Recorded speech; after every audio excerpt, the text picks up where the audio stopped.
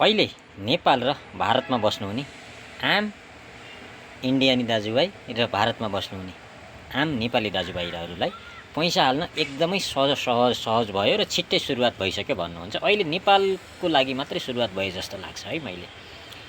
अब इन्डियाबाट धेरैजनाले भिडियो बनाइराख्नु भएको छ क्युआर मार्फत फोन पे ई सेवा बिजनेस एकाउन्ट, त्यो भनेको बिजनेस एकाउन्ट हो। त्यो सुरुवात पहिला नै भइसकेको थियो। तर अहिलेको सिचुएसनमा जबकि आफ्नो अनलाइन बैंकिङको क्युआरमा पैसा गइराखेको छैन है यताको फोन पेबाट, तर कुनै बैंकले चालु गरेको छ भने तपाईहरुलाई जानकारी छ भने मेरो कमेन्ट बक्समा कमेन्ट पनि गर्न सक्नुहुन्छ।